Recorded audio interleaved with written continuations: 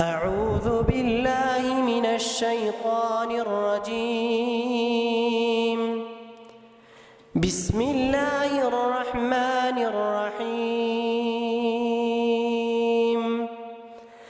إن في هذا لبلاغا لقوم عابدين وما أرسلناك إلا رحمة للعالمين. لا فريد ما من إنسان يسمع اسم القرآن إلا وهو يفهم أنه كتاب الله أنزله الله على عبده محمد صلى الله عليه وسلم، كتاب لا يأتي بمثله ولو كانوا بعضهم لبعض ظهيرا إلى يوم يبعثون، وكتاب محفوظ عن التغيير والتبديل كما شاهد على ذلك قول الله تعالى جل في العلا: أعوذ بالله من الشيطان الرجيم، وإن كنتم في ريب مما نزلنا على عبدنا فأتوا بسورة من مثله وادعوا شهداءكم من دون الله إن كنتم صادقين. ولن يمكن أن يأتي بمثل القرآن ولو بدل الغال والرخيص، بل بعد تعجيزهم عن مثل القرآن بدل أن يأتي بمثل القرآن. أخذ الكفار يقتلون النساء والأطفال ويفسدون في الأرض بسفك الدماء في بلاد المسلمين. وإضافة إلى ذلك فإن المتقين يرون ذكرهم بأن الله تعالى يحبهم وأن الله تعالى يجزيهم من عنده جزاء كبيرا، ألا وهو الدخول إلى الجنة وعتق النار. وكذلك الكفار يرون أنفسهم بأن لهم عذاب أليم ويصلونهم من عذاب الجهنم. وأخيرا يا أيها الأصحاب والحفاظ والناطقون باللغة القرآن أن القرآن ما ترك شيئا إلا وهو يبين لنا بالبسط والتفصيل، وفيه الرشد والهدية للمتقين. ونسأل الله تعالى أن يجعلنا من العلماء. يا أيها المسلمون، إن الجهاد في سبيل الله ذروة سنامه الإسلام وعنوان العزة والكرام، كما قال الله تعالى: إن الله اشترى من المؤمنين أنفسهم وأموالهم بأن لهم الجنة يقاتلون في سبيل الله فيقتلون ويقتلون. وأيضا قال رسول الله صلى الله عليه وسلم: رأس الأمر الإسلام وعموده الصلاة وذروة سنامه الجهاد في سبيل الله. أيها الأحبة، الجهاد لا يقتصر على السلاح فحسب، بل يشتمل بمعنى المجازي جهاد النفس، جهاد العلم، جهاد كلمة الحق، كما قال رسول الله صلى الله عليه وسلم: أفضل الجهاد كلمة الحق عند سلطان جائر. فحري بنا أن نحيي في نفوسنا روح الجهاد دفاعا عن ديننا وأرضنا ومقدساتنا. وأخيرا ندعو الله تضرع عز وجل: اللهم انصر الإسلام والمجاهدين، اللهم انصر الإسلام والمجاهدين وأعلى رأي الإسلام على إنحاء العالم. ما هو فضل العلم؟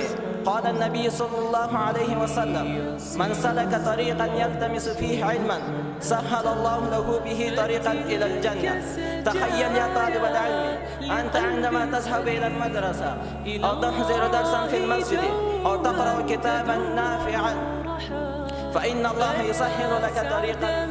يا أيها الطلباء ويا معشر المستمعين ويا عشاق محمد مصطفى صلى الله عليه وسلم، لا يختلف اثنان عاقلان في أن حب النبي صلى الله عليه وسلم من كمال الإيمان وسعادة الإنسان.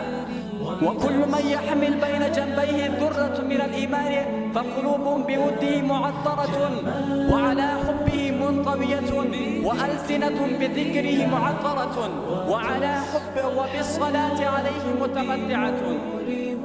وكيف لا نحب رسولنا صلى الله عليه وسلم وهو زينة الدهر والزمان، وهو أفضل من مشى على الأرض وطلعت عليه الشمس، وهو خير البشر وخير الخلق وخير الناس.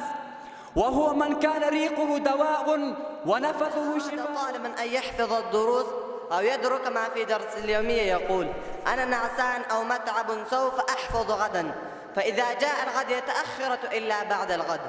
فإذا بالمرء استغل بمشاعل الدنيا فلا يبقي لديه إلا الحسرة. قضية فلسطين الحبيبة الجريحة ليست قضية حادثة طارئة، بل هي من القضايا التي تمتد لعقود طويلة من الزمن، قضية تعود إلى الثمانينات من قرن التاسع عشر، حينما تبت فكرة تأسيس دولة مستقلة في أدمغة حفنة من اليهود الذين كانوا على وجه الأرض المشددين وفي مختلف البلاد مهاجرين. وطارت القرعة على الأرض المقدسة المباركة أرض فلسطين حبيبه، وبما أن وجود هذا الشعب الخسيس الدني في قلب الدول الإسلامية يلعب دورا بارزا في إدرار الإسلام وفي إقامة المجازر والمذابح فيها أثرتها الحكومة البريطانية الظالمة، ثم احتضنتها أمريكا المتغطرسة عسكريا في يوم فتح مكة دخل النبي عليه الصلاة والسلام الكعبة، فطلب مفتاحها عثمان بن طلحة. يا طلاب العلم، عثمان بن طلحة فكان حينها كافر، فأخذ النبي عليه الصلاة والسلام المفتاح ودخل الكعبة وصلى فيها، ثم خرج قال: خذوها يا بني أبي طلحة، لا ينزعها منكم إلا الظالم. يا عباد الله، الأمانة في زماننا إلا من رحم الله. ترى من يخون في البيع والشراء، ومن يظلم في الوظيفة، ومن لا يحفظ أسرار الناس، ويبرر ذلك بالحيلة أو المصلحة. يا أمة محمد، عدوا إلى الأمانة وعلموا أبناءكم وكونوا قدوة في حفظها، فإنها مفتاح القلوب وسوبرة الأرزاق. يا أيها الإخوة الناشئون والشباب، كما أنكم تعرفون أننا متعلمون في معهد العربية، ونحن نتعلم فيها اللغة العربية والعلوم الإسلامية، ونعلم أننا لا نتعلم في مدارسنا إلا الأشياء المفيدة والأمور المهمة، ونعلم أن أساتذتنا يرشدوننا ويحثوننا على تعلم اللغة العربية والمواظبة عليها. فيا طالب العلم، هل تفكرت يوما ما هو السبب هذا الإرشاد؟ وهل سألنا يوما لماذا يصرون هذا الإصرار على تعلم اللغة العربية؟ تعالوا نفهم أن اللغة العربية ليست كسائر اللغات فقط، بل هي لغة القرآن ولغة نبينا العدنان ولغة العلم والحضارة الإسلامية. من هو الأستاذ؟ أيها الأحبة، الأستاذ هو من يعلمكم القراءة والكتابة، ويعلمكم أمور دينكم ودنياكم، ويأخذ بأيديكم نحو النور والعلم. هو كما قال الشاعر: قم للمعلم وفه التبجيلا، قم للمعلم وفه التبجيلا، كاد المعلم أن يكون رسولا. فالأستاذ هو سبب في نجاحكم ورقيكم، وهو من يعطيك العلم بصبر ومحبة. ثانيا، كيف نؤدب نفوسنا مع الأستاذ؟ أولا، لنذكر بعض قصص التعامل السلف مع شيوخهم حتى نؤدب أنفسنا أيضا على طريقهم.